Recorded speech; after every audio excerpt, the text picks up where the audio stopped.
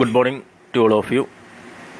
Today we are going to discuss about pricing of issue of material or material pricing. This is the last step of material cost control. Materials issued to production have to be entered by the costing department in the store's ledger, not only in the terms of quantity but also in terms of value. So, before making entries in the store's ledger, the cost accounting department must decide upon the value or price at which the materials are to be issued from the stores to production. The process of fixation of the price of materials issued from the stores department to production departments is called material pricing. It is made for ascertaining the cost of materials issued to the production.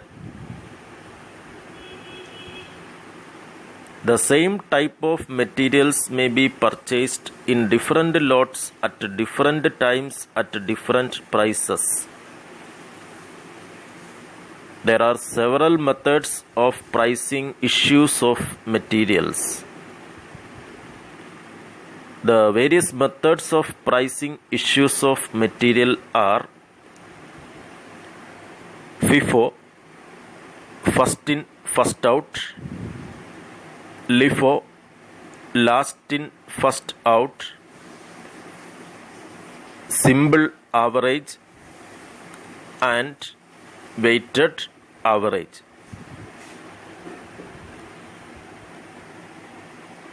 Material cost കൺട്രോളിൻ്റെ മൂന്നാമത്തേതും അവസാനത്തേതുമായ സ്റ്റെപ്പാണ് material pricing അഥവാ pricing of issue of material. അതായത് first സ്റ്റെപ്പിൽ നമ്മൾ material purchase ചെയ്തു, അല്ലെങ്കിൽ പർച്ചേസ് കൺട്രോളാണ്. സെക്കൻഡ് സ്റ്റേജിൽ പർച്ചേസ് ചെയ്ത മെറ്റീരിയൽ നമ്മൾ എന്ത് ചെയ്തു, സ്റ്റോർ ചെയ്തു, സ്റ്റോഴ്സ് കൺട്രോളാണ്. പർച്ചേസ് കൺട്രോൾ എങ്ങനെയാണെന്നും സ്റ്റോഴ്സ് കൺട്രോളിൻ്റെ വിവിധ തലങ്ങളും എങ്ങനെ കോസ്റ്റ് റെഡ്യൂസ് ചെയ്യാം തുടങ്ങിയ കാര്യങ്ങളൊക്കെ നമ്മൾ കണ്ടു. ഇനി അടുത്തത് നമ്മളുടെ സ്റ്റോർ റൂമിൽ നിന്നും പ്രൊഡക്ഷൻ ഡിപ്പാർട്ട്മെൻറ്റിലേക്ക് പ്രൊഡക്ഷന് ആവശ്യമായിട്ടുള്ള റോ മെറ്റീരിയൽസിൻ്റെ യൂണിറ്റ്സ് ഇഷ്യൂ ചെയ്യുക എന്നുള്ളതാണ്. അപ്പോൾ നമ്മളിവിടെ പല ലോട്ടെന്ന് ഉദ്ദേശിക്കുന്ന ഇത്ര യൂണിറ്റ്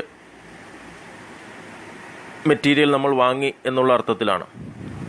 അപ്പോൾ അത് 100ൻ്റെ ലോട്ടാകാം, 1000ൻ്റെ ലോട്ടാകാം. അപ്പം അങ്ങനെ ഓരോ ലോട്ട് മെറ്റീരിയൽ നമ്മൾ വാങ്ങുമ്പോഴും അതിന് പ്രത്യേക റേറ്റിലാണ് നമ്മൾ വാങ്ങുക, പർച്ചേസ് പ്രൈസിലാണ് നമ്മൾ വാങ്ങുക. എന്നിട്ട് സ്റ്റോർ റൂമിൽ നമ്മൾ സൂക്ഷിക്കുന്നു. എന്നിട്ട് ആ സ്റ്റോർ റൂമിൽ നിന്നാണ് പ്രൊഡക്ഷൻ ഡിപ്പാർട്ട്മെൻറ്റിലേക്ക് നമ്മളത് ഇഷ്യൂ ചെയ്യുക. അപ്പോൾ ഇഷ്യൂ ചെയ്യുമ്പോൾ ഏത് പ്രൈസിലാണ് നമ്മൾ മെറ്റീരിയൽ പ്രൊഡക്ഷൻ ഡിപ്പാർട്ട്മെൻറ്റിലേക്ക് ഇഷ്യൂ ചെയ്യേണ്ടത് എന്നുള്ളതാണ് ഇവിടുത്തെ പ്രധാനപ്പെട്ട കാര്യം.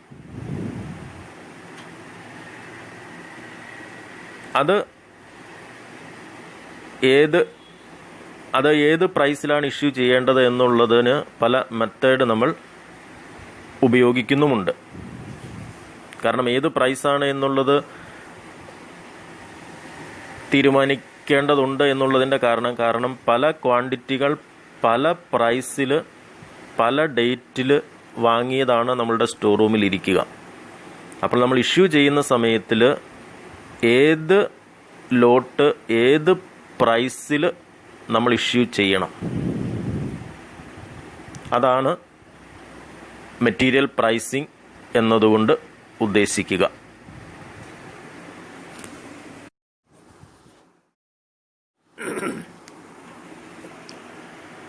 First one is first in first out method or FIFO method.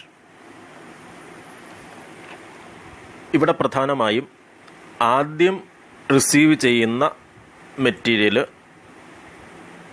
അത് പർച്ചേസ് ചെയ്യുന്ന പ്രൈസ് ഉണ്ടാവും.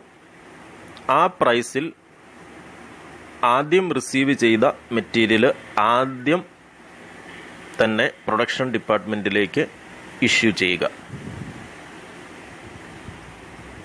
അതിനുശേഷം രണ്ടാമത് റിസീവ് ചെയ്ത ലോട്ടിൽ നിന്നും ആ റിസീവ് ചെയ്ത പ്രൈസിൽ ആ മെറ്റീരിയൽ പ്രൊഡക്ഷൻ ഡിപ്പാർട്ട്മെൻറ്റിലേക്ക് ഇഷ്യൂ ചെയ്യുക.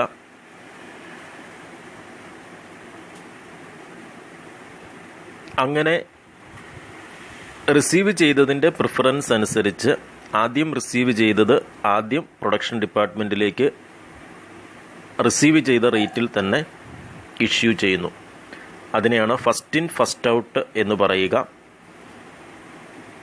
ഇത് പലപ്പോഴും മെറ്റീരിയൽ പ്രൈസസ് ഒരു ഫാളിംഗ് ട്രെൻഡ് കാണിക്കുമ്പോഴാണ് നമ്മൾ ഈ മെത്തേഡ് കൂടുതലും ഉപയോഗിക്കുക.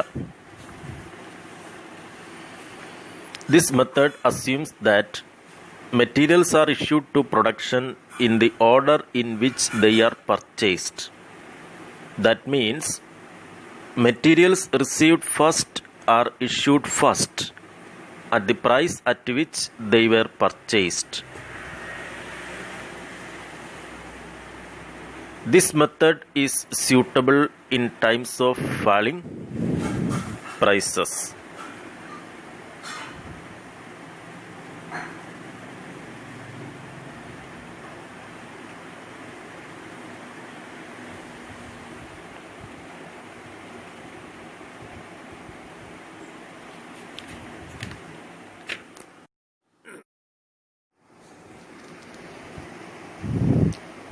Next advantages of FIFO method. ഇത് വളരെ ലളിതവും മനസ്സിലാക്കാനും കാൽക്കുലേറ്റ് ചെയ്യാൻ എളുപ്പവുമാണ്. ഇത് ആക്ച്വൽ കോസ്റ്റിനെ അടിസ്ഥാനപ്പെടുത്തിയാണ്.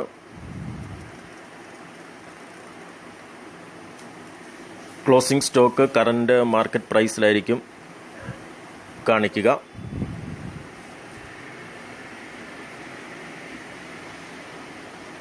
ഇത് പലപ്പോഴും ബൾക്കി ആയിട്ടുള്ള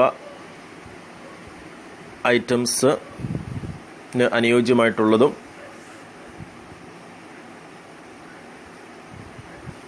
ഓരോ ലോട്ടിലും നമുക്ക് ഐഡൻറ്റിഫൈ ചെയ്യാൻ പറ്റാവുന്ന യൂണിറ്റ്സ് ഉള്ള സാഹചര്യങ്ങളിലുമാണ് ഉപയോഗിക്കുക. ഇനി ഇവിടെ മെറ്റീരിയലിൻ്റെ പ്രൈസ് കൂടി നിൽക്കുന്ന സാഹചര്യത്തിൽ നമ്മൾ നേരത്തെ വാങ്ങിച്ച പ്രൈസ് കുറവാണ് എങ്കിൽ ആ കുറഞ്ഞ പ്രൈസ് നമുക്ക് ചാർജ് ചെയ്യാൻ പറ്റുന്നതുകൊണ്ട് മെറ്റീരിയൽ കോസ്റ്റ് കുറയുന്നതുകൊണ്ട്, അങ്ങനെ കുറഞ്ഞ പ്രൈസ് ചാർജ് ചെയ്യുന്നതിനാൽ മെറ്റീരിയൽ കോസ്റ്റ് കുറയുന്നതുകൊണ്ട് നമുക്ക് കൂടിയ പ്രോഫിറ്റ് റെക്കോർഡ് ചെയ്യാൻ സാധിക്കും. FIFO മെത്തേഡിൻ്റെ ഡിസഡ്വാൻറ്റേജ് എന്ന് പറയുക, പ്രൈസ് ഫ്ലക്ച്വേറ്റ് ചെയ്യുമ്പോൾ ഇതിൻ്റെ കാൽക്കുലേഷൻ കോംപ്ലിക്കേറ്റഡ് ആണ്. അതുപോലെ തന്നെ പ്രൈസ് ഫ്ലക്ച്വേഷൻ ഉണ്ടാകുന്ന സാഹചര്യത്തിൽ പ്രൊഡക്ഷനിലേക്ക് ഇഷ്യൂ ചെയ്യുന്ന മെറ്റീരിയലിൻ്റെ കോസ്റ്റ് വേരിയേഷൻ ഉണ്ടാകാം. അതുപോലെ തന്നെ പ്രൊഡക്ഷൻ നടക്കുന്ന സമയത്ത് മെറ്റീരിയൽ പ്രൈസ് കുറവാണ് എങ്കിൽ നമ്മൾ ആദ്യം വാങ്ങിയ ലോട്ടിൻ്റെ പ്രൈസ് കൂടുതലുമാണ് എങ്കിൽ ആ കൂടിയ പ്രൈസിൽ നമ്മൾ ഇഷ്യൂ ചെയ്യേണ്ടി വരുമ്പോൾ നമ്മളുടെ സ്റ്റോക്ക് അണ്ടർ വാല്യൂഡ് ആകാനും അതിൻ്റെ ഭാഗമായിട്ട് പ്രോഫിറ്റ് കുറയാനുമുള്ള സാധ്യതയും ഉണ്ട്.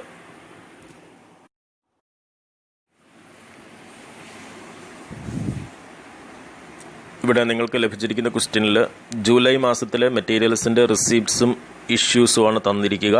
അതിൻ്റെ അടിസ്ഥാനത്തിൽ FIFO മെത്തേഡിൽ സ്റ്റോഴ്സ് ലെഡ്ജർ പ്രിപ്പയർ ചെയ്യാനാണ് ആവശ്യപ്പെട്ടിരിക്കുക. July 1 purchases 300 units at the rate ₹10.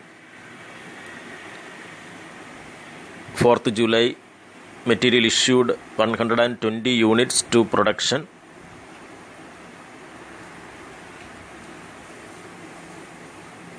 7th July purchased 220 units at the rate ₹11. 18th July issued 200 units to production. 29th July purchased 100 units at the rate ₹12. അപ്പോൾ ആ ക്വസ്റ്റ്യനിലെല്ലാം purchase ചെയ്ത മെറ്റീരിയൽസിൻ്റെ rate ഉണ്ട്, പക്ഷേ issue ചെയ്ത മെറ്റീരിയൽസിൻ്റെ rate അവിടെ തരുന്നില്ല. അപ്പോൾ ആ ഇഷ്യൂ ചെയ്യുന്ന മെറ്റീരിയൽ ഏത് പ്രൈസിലാണ് നമ്മൾ ഇഷ്യൂ ചെയ്യേണ്ടത് എന്നുള്ളതാണ് നമ്മളിവിടെ കാൽക്കുലേറ്റ് ചെയ്യേണ്ടത്. അതിനായി പല മെത്തേഡുകളുണ്ട്. അതിൽ ആദ്യം നമ്മൾ ഫിഫോ മെത്തേഡാണ് പരിചയപ്പെടുക.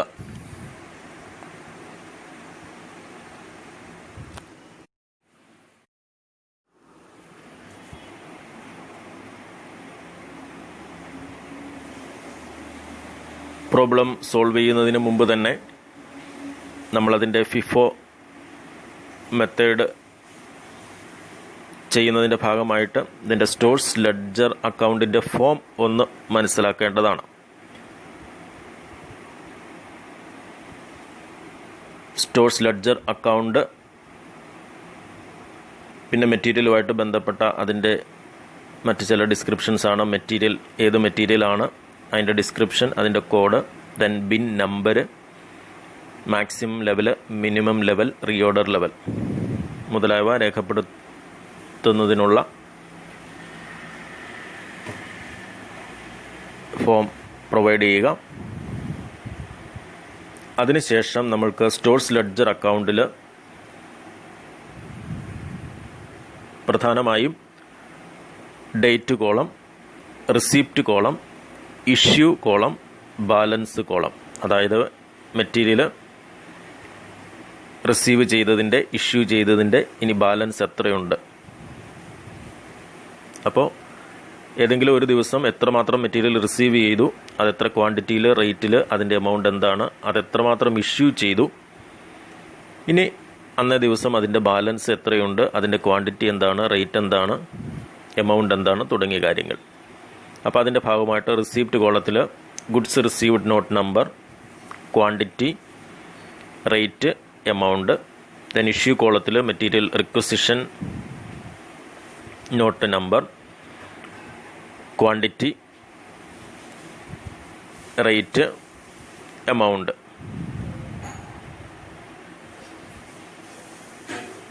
ബാലൻസിലും ക്വാണ്ടിറ്റി, റേറ്റ്, എമൗണ്ട്. അപ്പോൾ ആ രീതിയിൽ നമ്മൾ ആദ്യം സ്റ്റോഴ്സ് ലെഡ്ജർ അക്കൗണ്ടിൻ്റെ ഈ ഫോം ഒന്ന് പരിചയപ്പെടേണ്ടതുണ്ട്. ഇനി അതിനുശേഷം നമ്മൾ ഓരോ ഡേറ്റ് വൈസ് കാര്യങ്ങൾ റെക്കോർഡ് ചെയ്യുക.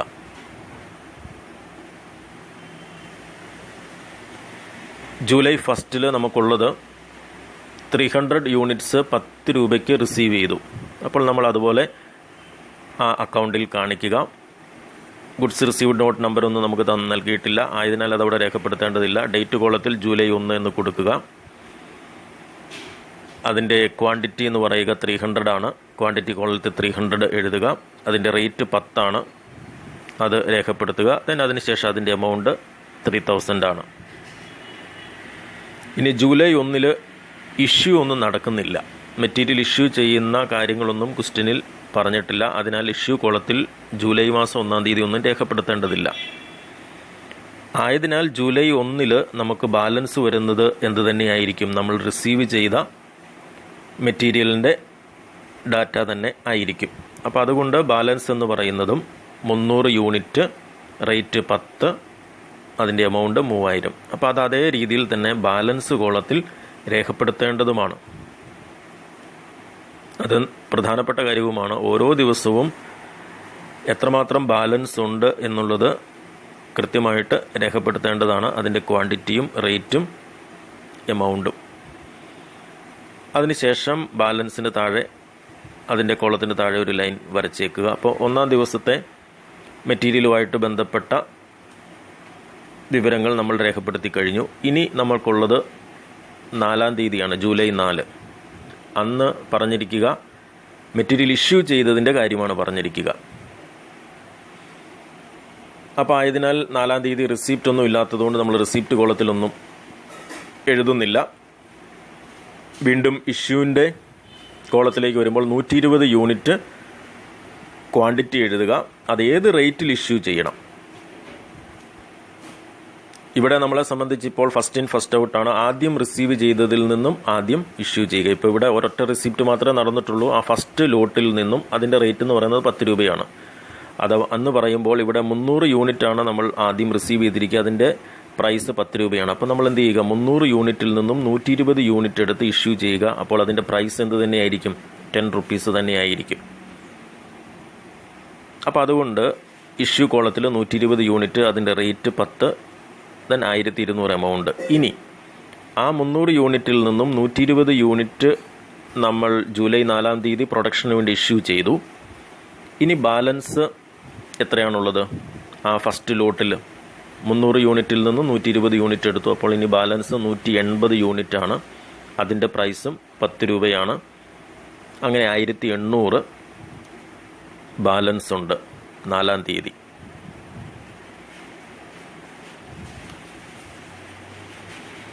ഇനി അടുത്തത് 7-ാം തീയതി 220 യൂണിറ്റ് പർച്ചേസ് ചെയ്യുന്നു 11 രൂപ നിരക്കിൽ.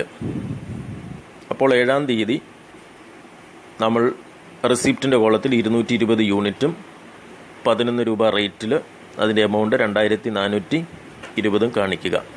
അന്നേ ദിവസം ഇഷ്യൂ ഒന്നുമില്ല. ആയതിനാൽ മെറ്റീരിയൽ ഇഷ്യൂവിൻ്റെ കോളത്തിൽ ഒന്നും രേഖപ്പെടുത്തേണ്ടതില്ല. വീണ്ടും പ്രധാനപ്പെട്ട കാര്യം, നമ്മൾ ബാലൻസ് ഇപ്പോൾ നിലവിലുള്ളത് വീണ്ടും താഴേക്ക് ഇറക്കി എഴുതാൻ പ്രത്യേകം ശ്രദ്ധിക്കേണ്ടതാണ്. പലപ്പോഴും നമ്മൾ ചെയ്തു വരുമ്പോൾ വിട്ടുപോകുന്ന ഒരു കാര്യവും അതുതന്നെയാണ്. ബാലൻസ് താഴേക്ക് അതിൻ്റെ ക്വാണ്ടിറ്റിയും റേറ്റും എഴുതുന്നത് വിട്ടുപോകാനുള്ള സാധ്യത പലപ്പോഴും കുട്ടികൾ പ്രോബ്ലം ആൻസർ ചെയ്യുമ്പോൾ കാണാറുണ്ട്. അപ്പോൾ ഈ ബാലൻസ് നമ്മൾ എഴുതുക. 4-ാം തീയതി നമ്മൾക്ക് അവശേഷിക്കുന്ന ബാലൻസ് അത് 7-ാം തീയതിയിലേക്ക് മാറ്റുക. 180 യൂണിറ്റ് 10 രൂപ വെച്ച് 1800. അതുപോലെ തന്നെ ഇപ്പോൾ വാങ്ങിച്ച 220 യൂണിറ്റ് 11 രൂപ വെച്ച് 2420.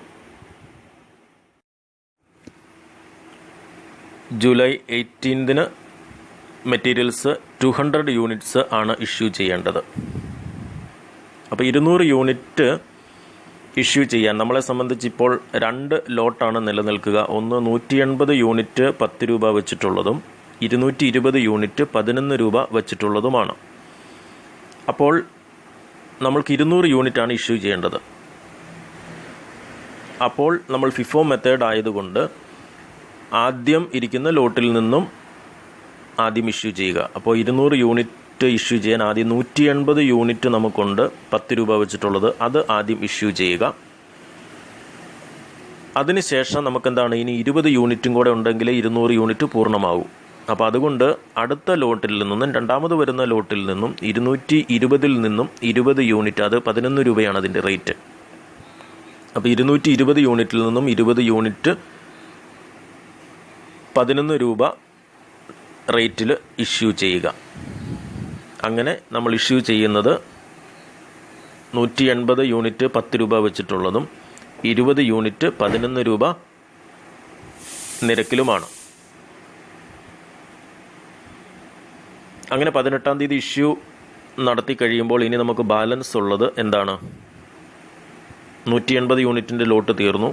220-ൽ 20 യൂണിറ്റ് ഇഷ്യൂ ചെയ്ത് കഴിഞ്ഞിട്ട് ബാക്കി 200 യൂണിറ്റ് 11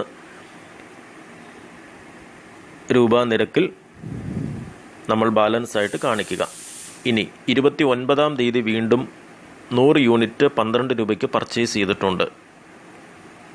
അപ്പോൾ അത് നമ്മൾ റിസിപ്റ്റ് കോളത്തിൽ ക്വാണ്ടിറ്റി 100, അതിൻ്റെ റേറ്റ് 12.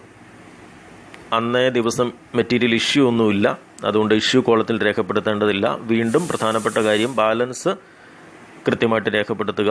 നിലവിലുള്ള 200 യൂണിറ്റ്സ് 11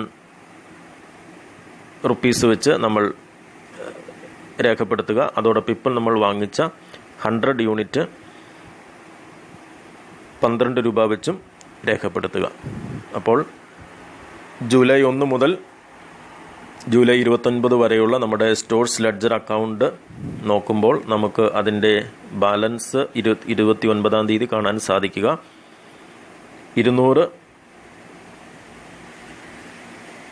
യൂണിറ്റിൻ്റെ 11 രൂപ വെച്ചിട്ടുള്ള ഒരു ലോട്ടും 100 യൂണിറ്റിൻ്റെ 12 രൂപ റേറ്റിലുള്ള മറ്റൊരു ലോട്ടും ആണ്.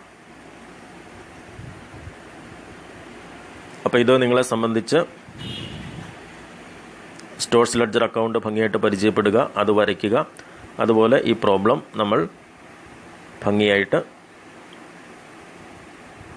വരച്ച് റെക്കോർഡ് ചെയ്യുകയും ചെയ്യുക.